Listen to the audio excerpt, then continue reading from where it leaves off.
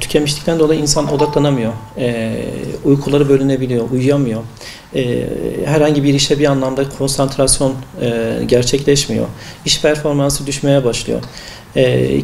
Böyle işten kaçmak istiyor, işe gitmek istemiyor. Böyle hani şey deriz, böyle kolunu kaldıracak gücü bile hani kendinde bulamayabiliyor.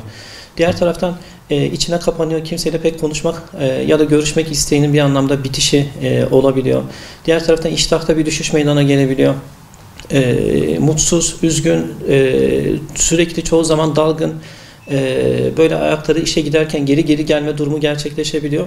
Tüm bunlar kişinin artık böyle tükendiğinin, artık hiçbir şey yapmak istemediğinin göstergesi olarak tükenmişlik hani sendrom olarak kendini gösterebiliyor.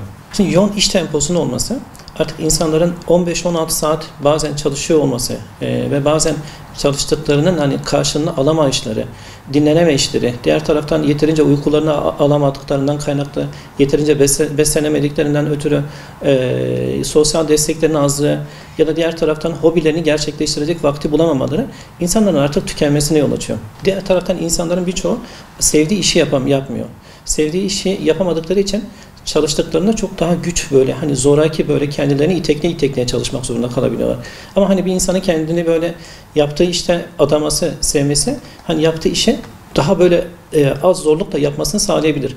Ama hani günümüz artık insanların koşturmayla sürekli böyle bir yerlere yetişme telaşesinin de olması ve giderken çok fazla yoğunluktan kaynaklı dinlenememeleri maalesef insanların daha fazla tükenmişlik sendromuyla karşı karşıya kalmalarına yol açıyor. Şimdi tükenmişlik sendromuyla baş etmek için insanın biraz kendine dönmesi lazım. Yani aslında sadece tükenmişlik sendromunda olan bir şey değil. Panik atağı, depresyon ya da diğer taraftan buna benzer yaşanabilecek durumlar aslında ruhun çığlığı gibi. Ruh artık size dur diyor. Bir kendine dön diyor. Ne yapmaya çalışıyorsun? Aslında amacın ne? Gayen gerçekten bu mu? Yapmak istediğin gerçekten bu mu? Aslında bir sarı kart gibi, bir uyarı işareti gibi aslında tüm bunlar insan için. Diğer taraftan insanın işte kendine birazcık döndükten sonra hobilere birazcık ağırlık vermesi gerekiyor, dinlenmesi gerekiyor. Aslında gerçekten bu hayatta benim için ne önemli? Neye odaklanmam gerekiyor? Belki bu noktada ailesini, eşini, çocuklarını ihmal etmiş olabilir. Onları belki birazcık daha ön plana çıkarması gerekebilir. Değerlerine birazcık daha önem vermesi gerekebilir.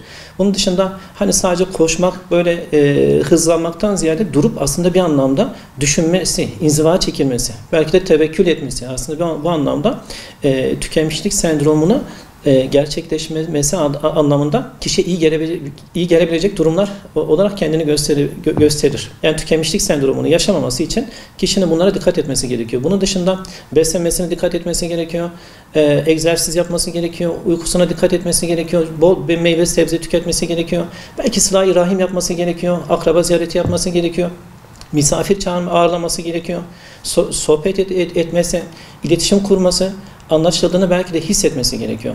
Tüm bunların gerçekleşmemesi, insanın daha çok yalnızlaşması, diğer taraftan yoğun iş yükünün de eklenmesi, insanların artık daha mutsuz, daha böyle bitkin, yılgın, artık böyle yaptığı işten memnun olamayan insanlara dönüştürmeye başladı kişileri.